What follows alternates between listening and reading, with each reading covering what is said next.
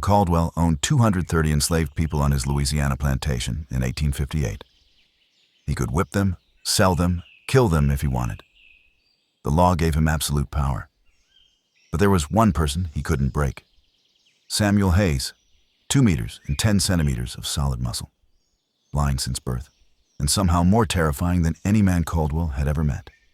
When Caldwell announced he was selling Samuel's 8-year-old niece to cover his gambling debts, everyone expected violence, an uprising, blood in the dirt. But Samuel did something far more dangerous. He defeated his master without ever raising his hand, without threatening, without even saying a single disrespectful word. He used psychology. He used Caldwell's own pride against him. And in one calculated demonstration of strength, he shattered not just wood, but the master's entire sense of power. This is the story of the ultimate psychological warfare. A blind man who couldn't see his opponent, but understood him better than anyone with perfect vision ever could. In 1858, Louisiana, Master Thornton Caldwell stood in his yard, mocking an enslaved mother whose daughter he was about to sell to the sugar plantations. He laughed at her tears, at her helplessness, at her complete powerlessness. Margaret Hayes was on her knees, begging, pleading for him to reconsider. But Caldwell just smiled that cruel smile of his and told her that her 8-year-old daughter, Sarah, would fetch him $650, enough to cover his gambling debts in Natchez. Margaret's hands were bleeding from the cotton fields. Her back bore fresh marks from the overseer's whip.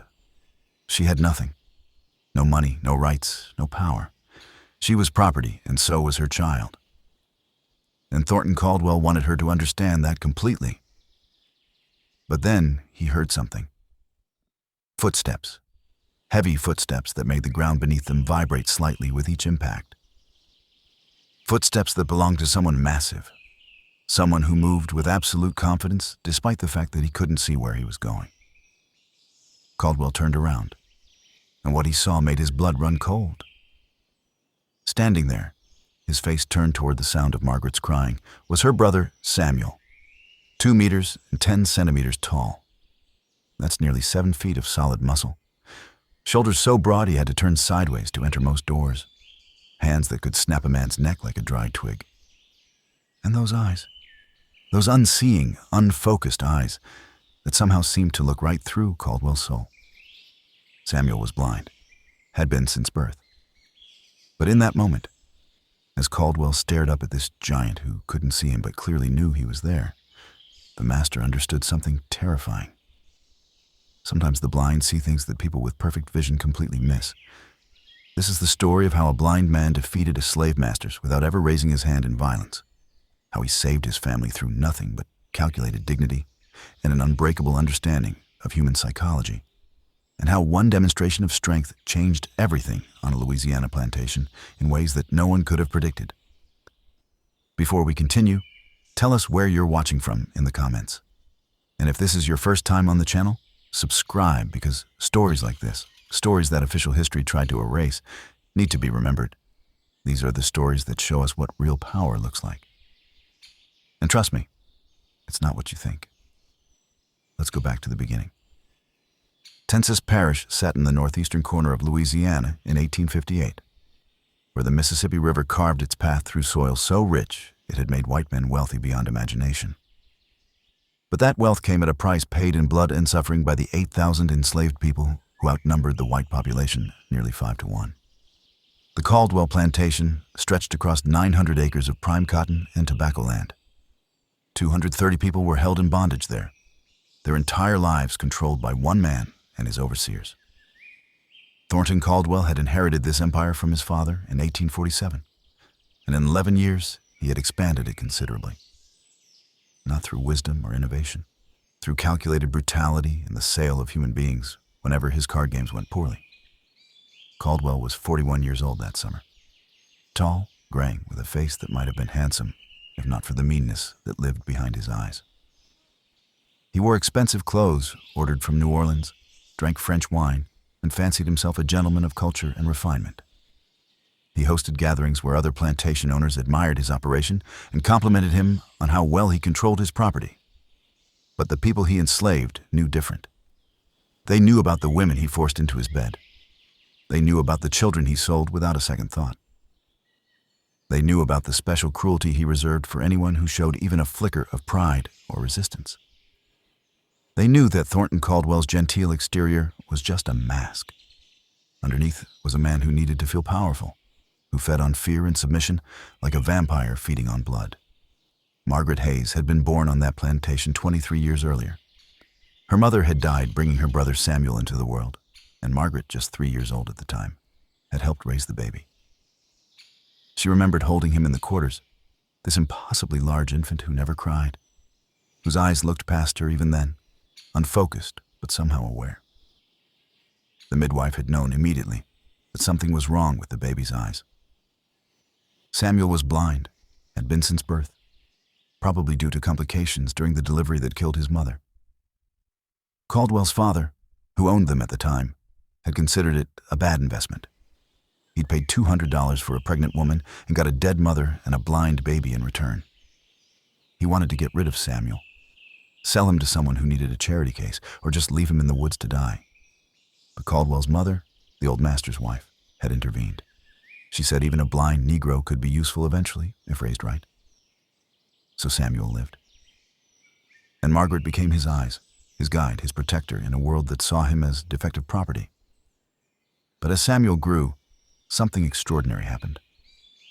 This wasn't a story of a disabled child struggling to survive. This was something else entirely. By age 5, Samuel was taller than children, twice his age. By 10, he was doing the work of a grown man. By 15, he was the strongest person on the plantation, enslaved or free.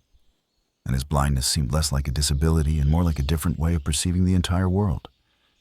The enslaved community whispered about Samuel. They said he could hear a lie before it left a man's mouth.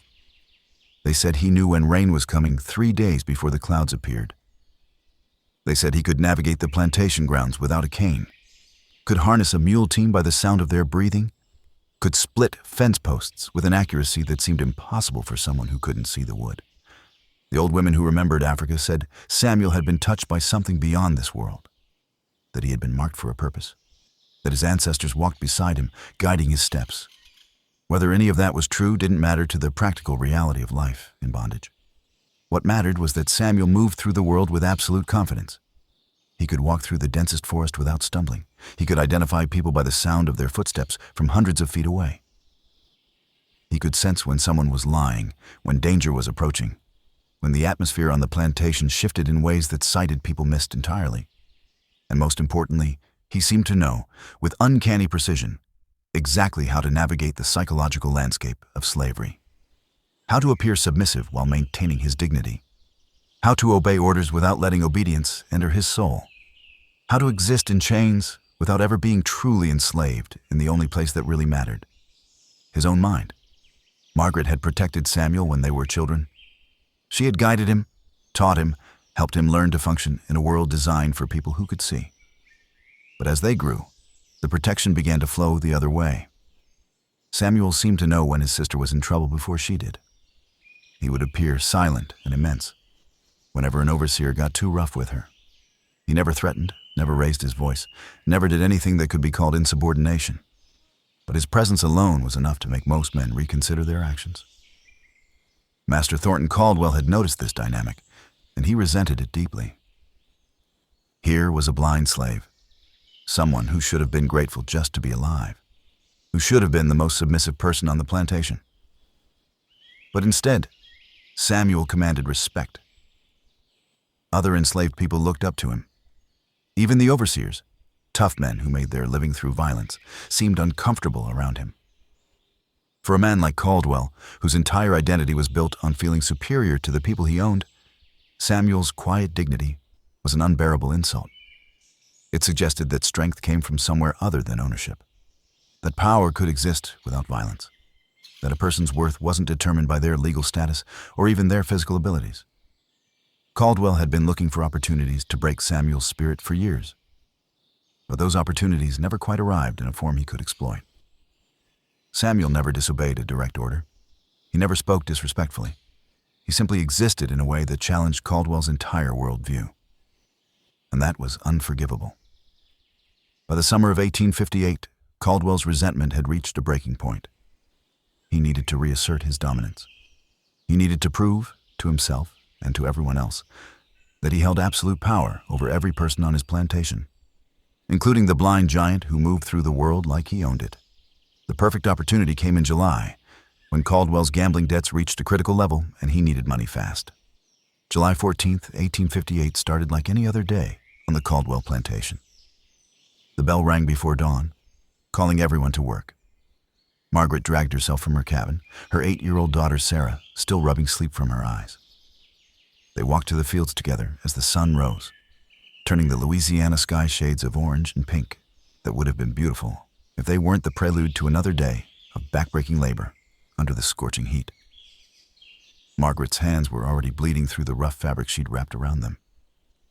The cotton bolls had sharp edges that cut into skin made raw from yesterday's picking. Her back ached where the overseer's whip had found it twice before noon the previous day. She'd been moving too slowly, he'd said. Needed reminding of her place. But pain was normal. Pain was expected. You learned to work through it, to push it to the back of your mind, to keep picking cotton because the alternative was worse. Margaret had been doing this her entire life. She knew the rhythm. Keep your head down, keep moving, survive another day. Then, around mid-morning, a house servant appeared in the fields. She was walking quickly, her face full of fear, looking for Margaret.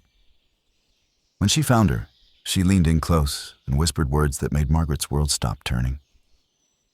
Master Caldwell had made a decision.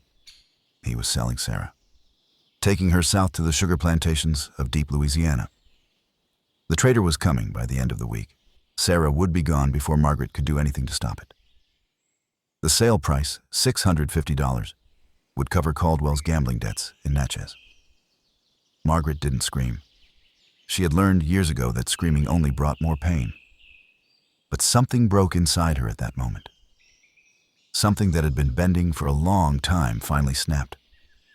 The sugar plantations were death sentences. Everyone knew it. The work was so brutal, the conditions so harsh, that enslaved people survived an average of 7 years after arrival. Children lasted less. The grinding season ran 18 hours a day, 7 days a week, with the ever-present danger of boiling sugar vats and crushing machinery. Small children worked in conditions that killed adults. Sarah, who loved to sing, who picked wildflowers when she could steal a moment, who still had some light in her eyes despite being born into bondage, would be dead within 2 years. Probably less. Margaret's knees buckled. She collapsed between the cotton rows, not from physical exhaustion, but from the weight of absolute hopelessness. Other women rushed to help her up, but there was nothing they could do. Nothing anyone could do. This was the system. This was how it worked.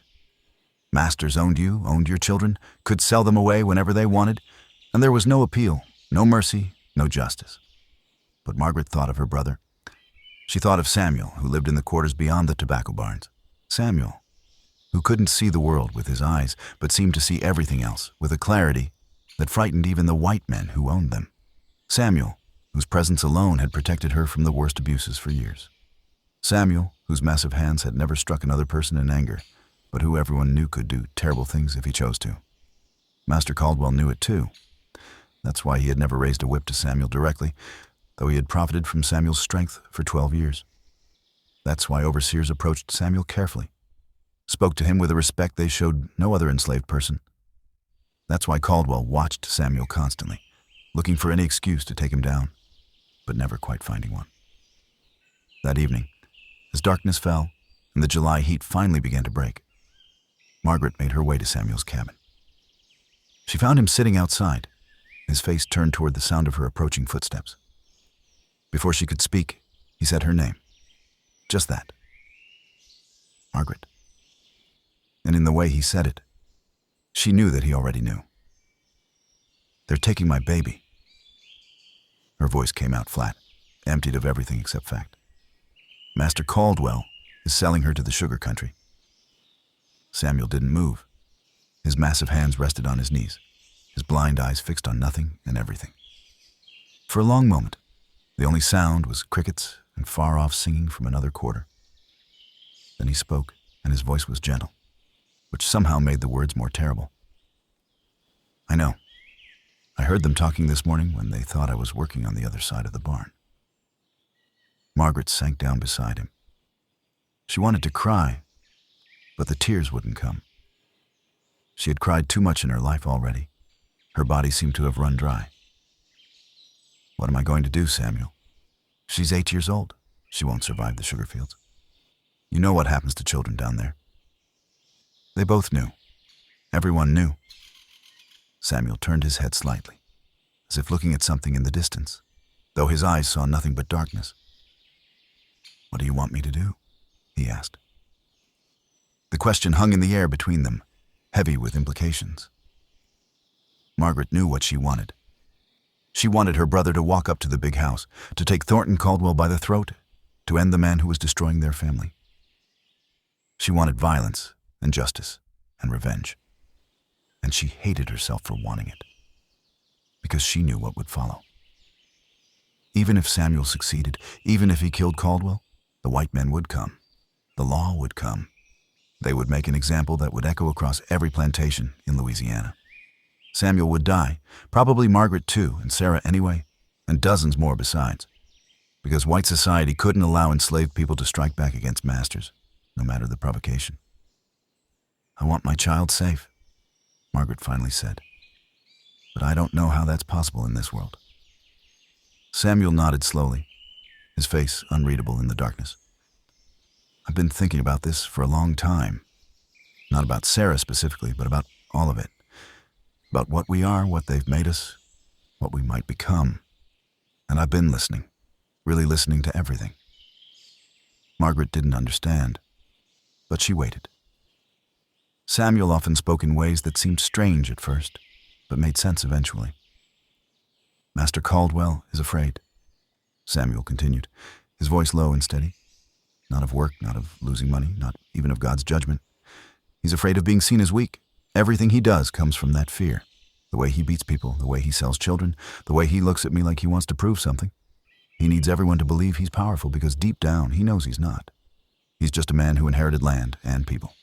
And without that inheritance, he'd be nothing. This was true, and Margaret knew it.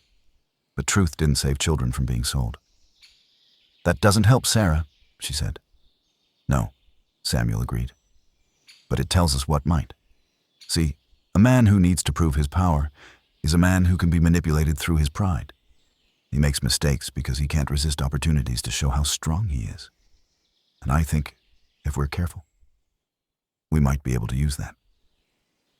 Margaret felt something stir in her chest, something that might have been hope or might have been fear. What are you saying? Samuel reached out and found her hand in the darkness, his fingers gentle despite their size. I'm saying that there are things Master Caldwell wants more than money. I'm saying that there are ways to make him reconsider his decisions without ever raising a hand against him. I'm saying that sometimes the strongest thing you can do is survive long enough to find the right moment. And I think that moment is coming. He didn't explain further, and Margaret didn't press him. She had learned to trust her brother's instincts, even when she didn't understand them. They sat together in the darkness. Two people who had been born into bondage, but who somehow, against all logic and law, had not let that bondage enter their souls completely. Around them, the plantation slept uneasily. White people dreaming in their big houses, black people dreaming in their small cabins. Everyone caught in the same terrible system, everyone playing roles that history had written for them. But history, as Samuel had somehow understood, was not finished writing. And sometimes the blind see things that those with clear vision miss entirely. The next morning came too soon, as mornings always did on the plantation. The bell rang before dawn. Margaret dragged herself from her cabin, every muscle in her body screaming protest. But what hurt more than her physical body was her heart. She had maybe 4 days left with Sarah. 4 days to memorize her child's face, her voice, her laugh. 4 days before that piece of herself was torn away forever. Except Samuel had said something was coming. And if there was one thing Margaret had learned in 23 years of life, it was that her brother was rarely wrong. Master Caldwell emerged from the big house around 7 that morning, already dressed in his fine clothes despite the heat. He carried a riding crop, not because he planned to ride anywhere, but because he liked the feel of it in his hand, liked the way enslaved people's eyes tracked it nervously, liked the sense of power it gave him. He surveyed his domain with satisfaction. Field hands moving between cotton rows, the sound of axes from the timber crew, breakfast cooking in the kitchen house. Everything was as it should be. Everything was under his control. He didn't see Samuel at first. Samuel was working near the barn, splitting logs for fence posts. The sound of the axe biting into wood carried across the yard in a steady rhythm, almost musical. Each swing precise, each impact exactly where Samuel intended, despite the fact that he couldn't see the wood. Caldwell frowned. There was something about that rhythm that bothered him. Something too confident, too measured. It sounded like a man who knew exactly what he was doing. A man who didn't need anyone's help or guidance. A man who existed on his own terms. And that was intolerable. Caldwell walked toward the barn, his boots crunching on the dusty ground. Samuel heard him coming, of course. He stopped working and turned toward the approaching footsteps, his blind eyes pointing slightly past Caldwell's left shoulder. His face showed nothing. No fear, no resentment, no emotion at all. Just patient waiting. "You're Samuel," Caldwell said, though he knew perfectly well who Samuel was. He wanted to see if the slave would correct him, would show any flash of pride or irritation at being treated as unknown. "Yes, master," Samuel replied, his voice neutral and respectful. Caldwell circled him slowly, studying this man who stood nearly 7 feet tall, whose muscles were clearly defined even through his worn work shirt, whose presence seemed to fill more space than his body actually occupied. "They tell me you're the strongest Negro in Tensas Parish," Caldwell said. "That true?" "I don't know, master. I just do my work." "Can't see nothing at all, can you?" "No, master. Been blind since birth." Caldwell smiled, and it was not a kind smile. Must be hard, living in darkness all the time, never seeing a sunrise, never seeing a woman's face, never seeing who's standing right in front of you. I almost pity you. Samuel said nothing, but something in his posture shifted ever so slightly, a subtle stiffening that Caldwell caught and filed away for future use. Good. There was pride there after all, hidden beneath the surface. Pride could be used. Pride could be broken. "I'm selling your sister's child," Caldwell said, watching Samuel's face carefully. "Taking her south to the sugar country. Trader's coming Friday? You have any thoughts about that, Samuel?" For a moment, Samuel's jaw tightened. Just for a moment. Then his face went smooth again, that mask of patience returning. "She's your property, master. Not my place to have thoughts about your decisions." "That's right," Caldwell said softly. "That's exactly right. You're smart enough to understand how things work, at least smarter than most." He paused, letting the moment stretch. "But let me be clear, because I know how close you are to Margaret. If there's any trouble at all between now and Friday, I'll sell Margaret too. And then I'll sell you to the worst slave breaker I can find. Someone who specializes in teaching pride out of uppity Negroes. You understand me?" "Yes, master." "Good." Caldwell turned to leave, then paused. This was the moment. The moment his pride and his need to show off overcame his better judgment. The moment Samuel had been counting on. "One more thing. I'm having a gathering here Saturday after the trader leaves. Some planters from Natchez and Vidalia are coming by. I'd like to show off my operation. I want you there, showing what you can do despite your affliction. Demonstrate that strength everyone talks about. Make me look good in front of my guests. You'll do that for me, won't you?" Samuel's blind eyes tracked slightly toward where Caldwell's voice originated. "Yes, master. Whatever you want." Caldwell walked away satisfied. He had reminded the slave of his place, had asserted his control, had even set up an opportunity to show off one of his more unusual properties to his fellow planters. It never occurred to him that he had also done exactly what Samuel had predicted the night before. He had let his pride dictate his actions. He had created an opportunity because he couldn't resist demonstrating his power. And Samuel, standing in the yard with his axe in hand, his face turned toward the sun he couldn't see, allowed himself the smallest smile. The kind of smile that suggested a man counting cards in his head, planning moves ahead while his opponent still gloated over the current hand. The next 3 days passed in a strange suspension of time. Margaret went through the motions of work, her hands picking cotton while her mind stayed with her daughter. Sarah sensed something was wrong, the way children always do. She clung closer to her mother than usual. Margaret wanted to tell her, wanted to prepare her. But how do you prepare an 8-year-old child for being sold away from everyone she knows and loves? How do you explain that she's about to enter a hell that will likely kill her before she reaches adulthood? So Margaret said nothing, just held Sarah whenever she could, memorizing the weight of her, the smell of her hair, the sound of her breathing. Samuel continued his work with his usual efficiency, but everyone on the plantation sensed something different about him. He moved with purpose, as if following a plan only he could perceive. He had conversations with the older enslaved people, the ones who remembered things from before, who carried knowledge passed down through generations. He spent time near the big house, listening to the white people talk, his enhanced hearing catching fragments of conversation that others missed.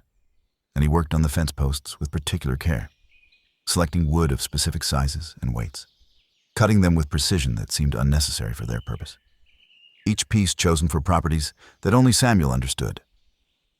Thursday evening, the night before the trader was scheduled to arrive, Samuel asked to speak with the overseer.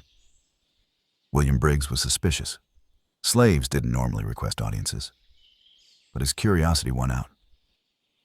He found Samuel in the barn, standing among the fence posts he'd been cutting all week. "What do you want?" Briggs asked, his hand resting casually on the pistol he kept at his belt. Samuel turned toward his voice. "Begging your pardon, sir, but I wanted to talk about Saturday's gathering. Master Caldwell said he wants me to demonstrate my strength for the visitors." "So, what about it?" "I was thinking, sir, that it might be more impressive if I had proper equipment. Something that would really show what I can do. These fence posts I've been cutting, for instance. Some of them weigh 200 pounds or more. If Master Caldwell wanted, I could lift them, throw them, break them in half with my hands. Make it a real show for the gentlemen." Briggs considered this. He had been told to make sure Saturday's demonstration was impressive. What Samuel suggested would certainly accomplish that. "Master Caldwell wants you breaking his good fence posts?" "I could cut new ones next week, sir. These are extras anyway. And imagine what those planters would think, seeing a blind man handle wood that heavy like it was nothing. Master Caldwell would look real good, owning a slave like that." The appeal to Caldwell's vanity was calculated and effective. Briggs nodded slowly. "I'll ask him. But you better make it worth his while, Samuel. Master's been talking about how he might get a good price for you soon. Selling you to someone who needs heavy labor? You want to stay here near your sister? You'll perform well on Saturday." Samuel bowed his head in apparent submission. "Yes, sir. I understand, sir." After Briggs left, Samuel ran his hands over the fence posts carefully. He had selected each one for specific properties: weight, length, grain patterns, the way the wood had seasoned. To anyone watching, they looked like ordinary fence posts. But Samuel knew different. He knew which one was slightly softer than the others. Where the wood grain ran in particular directions, exactly how much force would be required to break each one at its weakest point. He had been preparing for 3 days, and now all the pieces were falling into place. That night, Margaret came to him again. She looked exhausted, hollowed out by grief. "The trader comes tomorrow morning," she said quietly. "Master Caldwell told me I could have until dawn with Sarah. One last night, and then she's gone." Samuel reached out, pulled his sister into an embrace. She was so much smaller than him, but she had always been the strong one, the one who had raised him, who had taught him to navigate a world he couldn't see. She was crying now, silent tears that soaked into his shirt. "Trust me one more day," Samuel whispered into her hair. "Just one more day, Margaret. I know I'm asking the impossible, but I need you to trust me until Saturday night. Can you do that?" She pulled back, confused. What can you possibly do? The trader comes in the morning. Sarah will be gone before Saturday. "Maybe," Samuel said. "Maybe not. But either way, I need you to stay strong. I need you to remember that you're more than what they've tried to make you. And I need you to keep Sarah calm tomorrow, no matter what happens. Can you do that for me?" Margaret didn't understand, but she had learned to trust the strange certainty that sometimes entered her brother's voice. She nodded against his chest. "I'll try. That's all I ask." And then, so quietly she almost didn't hear it, he added, "Master Caldwell thinks he knows what power is, but he's about to learn different." Friday morning arrived with brutal finality. The trader, a man named Joseph Ricks, who specialized in procuring children for the Deep South plantations, rode up to the Caldwell house at 8 a.m. He was a thin man with nervous hands and calculating eyes. The kind of person who had learned to see human beings as merchandise and seemed proud of this ability. Master Caldwell greeted him warmly, offering coffee and pastries while they negotiated the price for an 8-year-old girl who could pick cotton and hadn't yet learned to be troublesome. Margaret stood in the yard, holding Sarah close. Other enslaved people gathered at a respectful distance, bearing witness to another family being torn apart, their faces showing the careful blankness that came from watching terrible things you were powerless to stop. Sarah was crying quietly, her small face pressed against her mother's side. She didn't fully understand what was happening, but she understood enough. Samuel stood apart near the barn, his face turned toward the scene he couldn't see but could hear all too clearly. His massive hands were clenched at his sides, the only outward sign of the rage that must have been burning inside him. William Briggs watched him carefully, one hand on his pistol, ready for trouble. But Samuel didn't move, didn't speak, didn't do anything except stand there like a statue carved from grief. Caldwell and Ricks emerged from the house. Their business concluded. Caldwell had gotten $650 for Sarah, enough to cover most of his Natchez debts. He was pleased with himself in the way that men who have just profited from evil often are. He gestured toward Margaret. "Bring the girl over here."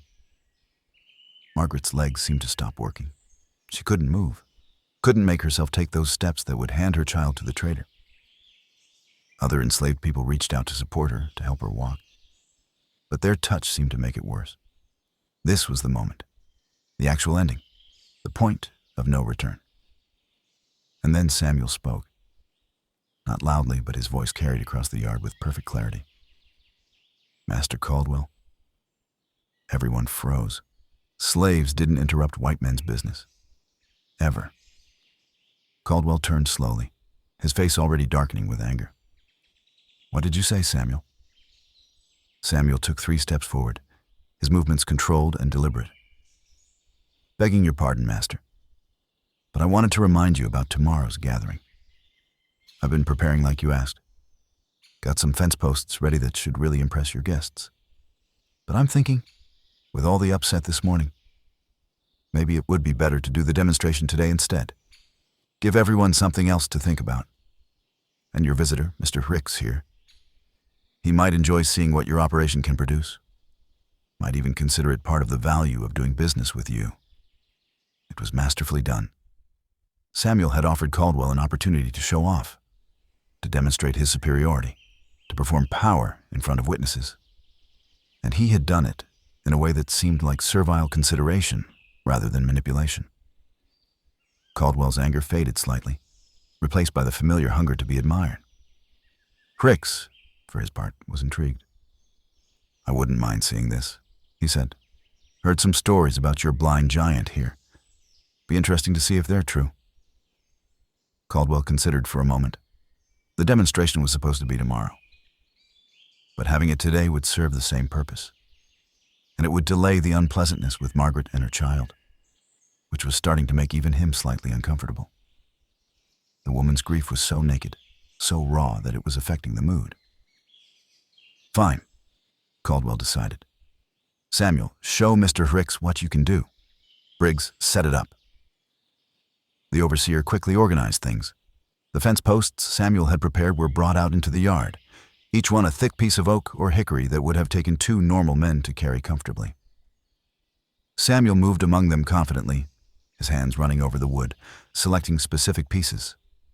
To the watching white men, it looked like showmanship.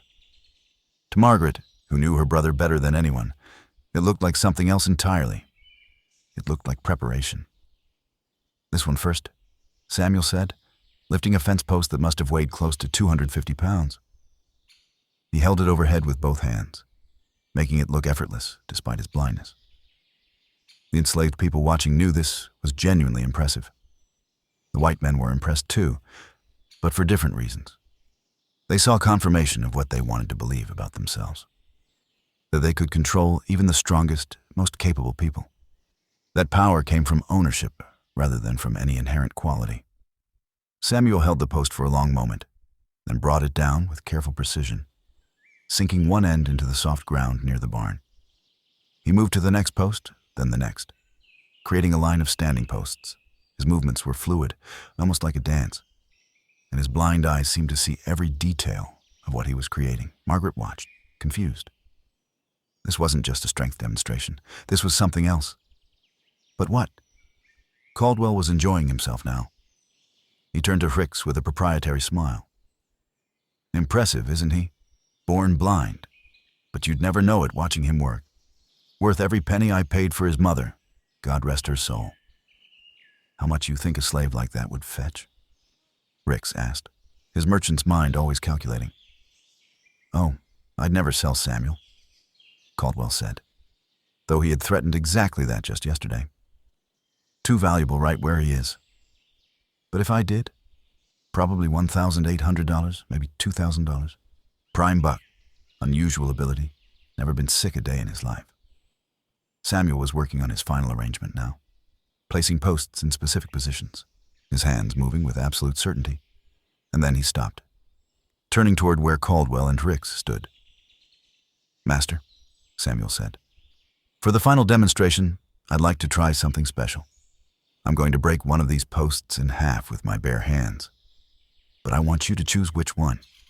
So your guests tomorrow, and Mr. Hicks today, they'll know it's real, that there's no trick to it." Caldwell grinned. This was even better than he'd hoped. "Any of them." "Any of them," Samuel confirmed. "That one," Caldwell said, pointing to the thickest post in the line, a piece of oak nearly a foot in diameter. "Break that one if you can." Samuel nodded. He walked to the post Caldwell had indicated. But he didn't pick it up immediately. Instead, he placed both hands on it, feeling its surface as if reading something written in the wood grain. The yard had gone completely silent.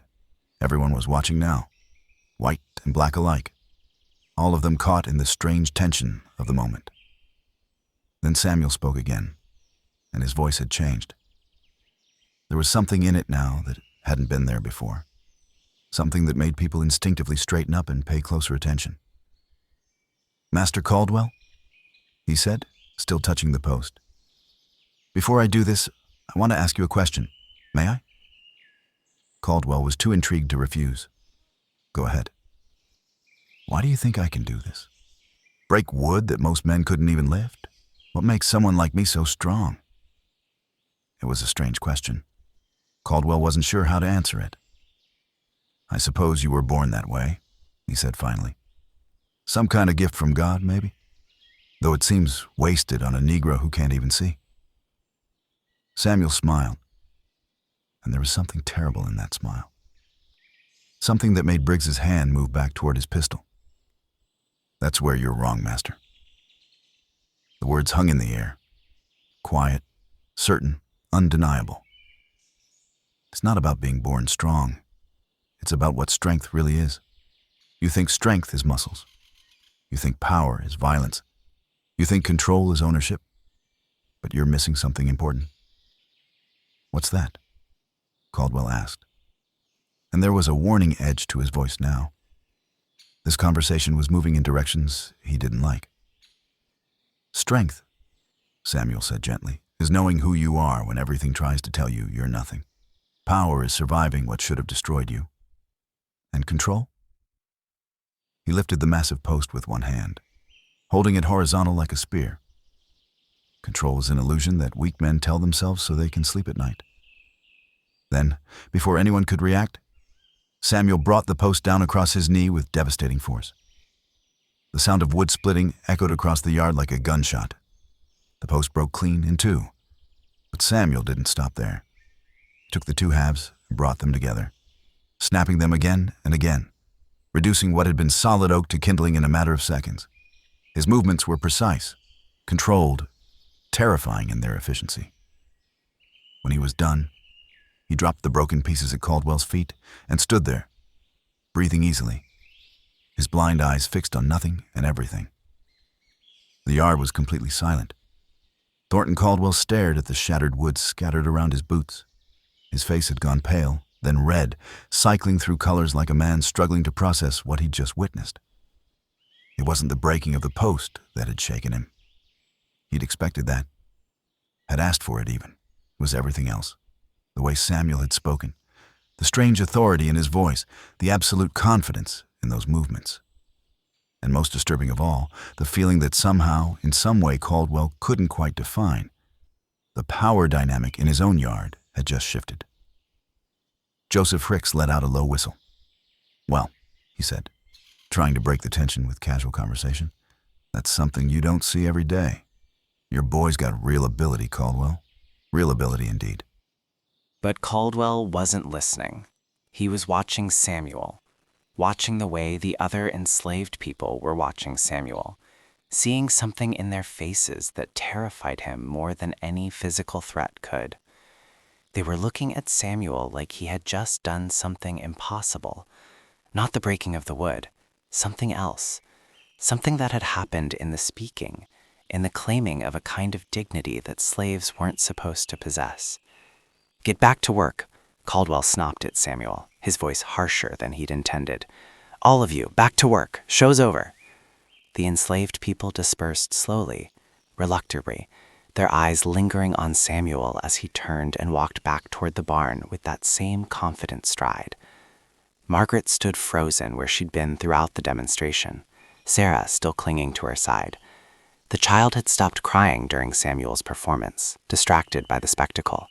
But now the reality of the situation came flooding back. The trader was still here. The sale was still happening. Except something had changed in Caldwell's demeanor. He looked at Sarah, then at Margaret, then back toward the barn where Samuel had disappeared. His jaw worked as he ground his teeth, thinking through implications, weighing options. Finally, he turned to Hicks. "Come back inside," Caldwell said abruptly. "I need to reconsider some things." Inside the big house, Caldwell poured himself a whiskey, despite the early hour. His hands shook slightly as he lifted the glass to his lips. Hicks waited patiently, his merchant's instincts telling him that something interesting was about to happen. "I need to think about this sale," Caldwell said finally. "That girl's mother, Margaret, she's Samuel's sister, the only family he has. And Samuel, well, you saw what he can do." "I did," Hicks agreed. "Impressive specimen. But I don't see what that has to do with the girl. You need the money for your Natchez debts, don't you? That's what you told me in your letter." Caldwell drank more whiskey. His pride was at war with his practical sense, and he didn't like the conclusion he was reaching. Samuel's been docile his whole life, never caused a moment's trouble. But if I take his only family away, if I push him too far, I don't know what he might do. You saw how he looked at me out there. You felt what I felt. "He's still just one slave," Hicks pointed out. "Blind at that. What can he really do?" "It's not what he can do," Caldwell said quietly. "It's what the others might do if he decides to do it. They look up to him, Hicks. I've seen it. And a slave that other slaves follow, that's more dangerous than any amount of physical strength. The last thing I need is an uprising, especially right before I'm hosting planters from 3 parishes. If word got out that I couldn't control my own property, I'd be ruined, socially, probably financially too." Hicks nodded slowly, beginning to understand. "So you want to keep the girl, use her as insurance, keep Samuel in line." "Exactly." Caldwell poured another whiskey. "I'll find the money somewhere else. Sell off some of the older slaves, ones that aren't as productive anyway. Or maybe I'll just delay paying Natchez for a few months. But taking Samuel's sister's child right now, after what just happened, that feels like lighting a match near a powder keg." It was cowardice disguised as wisdom, fear masked as strategy. But Hicks didn't judge. He was a businessman, and he understood risk management. "Your loss," he said with a shrug, "but I respect a man who knows his own property well enough to anticipate problems. Most planters wait until there's blood in the dirt before they realize they've pushed too hard. They settled accounts. Caldwell paid Hicks $50 for his travel expenses and trouble, and the trader rode away empty-handed, already thinking about his next transaction. Caldwell stood on his porch, watching the dust from Hicks's horse settle, feeling like he'd just been manipulated, but unable to figure out exactly how. Outside in the yard, word was spreading among the enslaved people that the sale had been canceled. Margaret heard it from the house servant who came running with tears in her eyes, and for a moment Margaret couldn't process the information. Canceled? How? Why? But then she saw Master Caldwell emerge from the house, saw him gesture curtly at William Briggs, saw the overseer's surprised expression as Caldwell gave him new instructions. Briggs walked over to Margaret, his face carefully neutral. "The sale's off," he said bluntly. "Master changed his mind. You and your girl get back to your quarters. You'll be working in the kitchen house starting Monday, where he can keep an eye on you." Margaret's knees almost gave out. Sarah looked up at her mother with confused hope, not quite understanding what was happening, but sensing the change in atmosphere. "Mama?" "Hush now," Margaret whispered, pulling her daughter close. "Just hush." She didn't go back to her quarters. She went straight to the barn, moving as fast as she dared without actually running, because running drew attention, and attention from white people was always dangerous. She found Samuel sitting on a pile of hay, his face turned toward the sound of her approaching footsteps.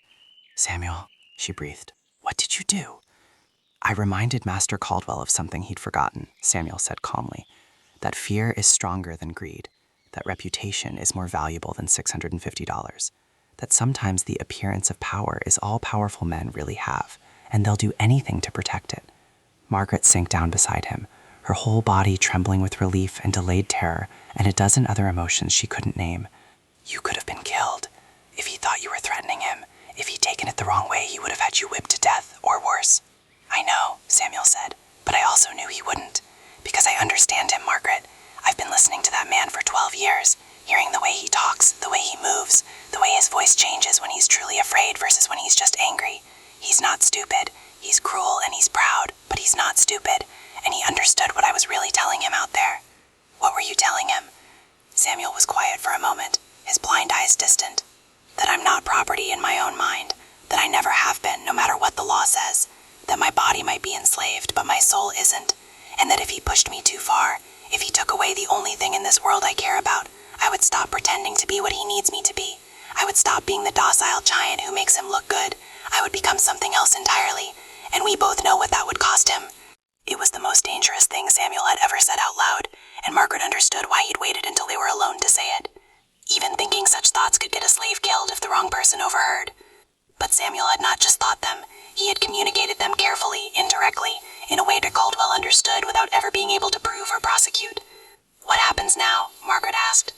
"Now we wait," Samuel said. "We do our work, we keep our heads down, we survive. But something changed today, sister, something important. Caldwell knows now that there are limits to his power over me.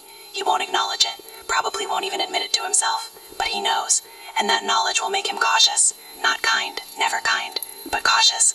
And in this world we live in, sometimes cautious is the best we can hope for." Sarah appeared in the barn doorway then, her small silhouette backlit by the morning sun. "Mama, Uncle Samuel, are we safe now?" Margaret looked at her brother, and Samuel turned his face toward his niece's voice. He smiled, and it was a genuine smile this time, free of the terrible weight he'd been carrying. "Come here, Sarah girl," he said, opening his arms. The child ran to him, and he picked her up easily, settling her on his knee. "You're safe today. That's all anyone can promise. You're safe today." The summer days that followed were strange and tense. Master Caldwell went ahead with his Saturday gathering, hosting planters from Natchez, Vidalia, and even one from across the river in Mississippi. Samuel performed for them, demonstrating his strength and his uncanny ability to navigate the plantation grounds despite his blindness. The guests were impressed, as Caldwell had known they would be. They talked about bloodlines and breeding, about the value of exceptional slaves, about how Caldwell had really lucked out with this one.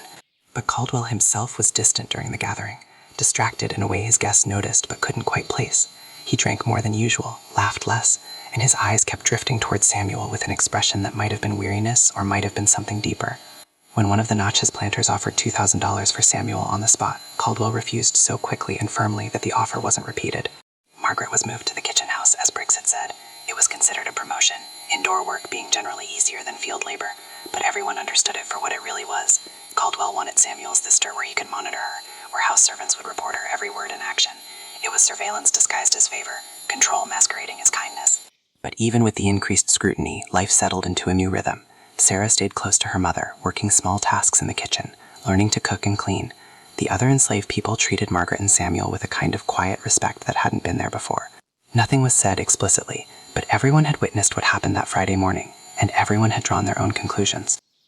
He didn't explain further, and Margaret didn't press him. But as she walked back to her cabin that night, holding Sarah's hand, she felt the weight of her brother's words settling over her like a heavy blanket. Samuel was planning something that might save him or might destroy him, but something that would at least be his choice to make. And in a world where enslaved people had almost no choices at all, even the choice of how to face death carried its own kind of terrible freedom. New Year's Eve came cold and clear. Master Caldwell hosted another gathering, smaller than his summer parties, but still significant. Planters from nearby properties coming to celebrate the turning year with whiskey and cards and conversations about cotton prices. The house glowed with candlelight. Music drifted from the windows where a hired musician played violin. Everything was festive, elegant, civilized. In the quarters, the enslaved people held their own gathering, quieter but no less meaningful. They sang hymns and spirituals, the songs carrying coded meanings about freedom and deliverance that white people either didn't recognize or pretended not to. Samuel stood at the edge of the group, his tall figure outlined against the winter sky, listening to voices rise and fall in harmonies that had traveled across oceans and generations. At midnight, when the white people in the big house were drinking toasts to 1859, Samuel walked away from the quarters. He moved with purpose, his feet carrying him toward the place where he'd first confronted Caldwell months ago, where fence posts still stood in positions he'd arranged. Margaret saw him go and felt ice in her chest. But she didn't follow. Sarah slept against her side, exhausted from the evening's festivities, and Margaret held her daughter close, waiting. Samuel reached the barn and stopped. He stood there, his face turned upward toward stars he couldn't see. And for the first time in years, he allowed himself to remember what hope felt like. Not the desperate, clinging hope of survival, but the wild, dangerous hope of possibility. The hope that said maybe, just maybe, the world could be different than it was. That systems could be challenged. That dignity could not be taken, only surrendered. That even in darkness, literal and metaphorical, a person could find their own light.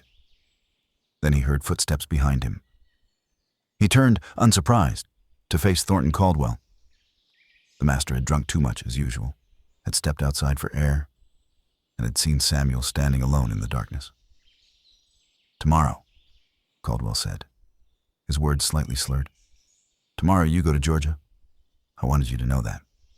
Wanted to see your face when you realized it was really happening." Samuel nodded slowly. "I know, Master. I heard." "Good," Caldwell said. "So you understand. Everything you thought you were, everything you pretended to be, it all ends tomorrow. By this time next month, you'll be exactly what you should have been from the start. A tool, an object, nothing more." "Maybe," Samuel said quietly. "Or maybe you're wrong about what I am. Maybe you've always been wrong."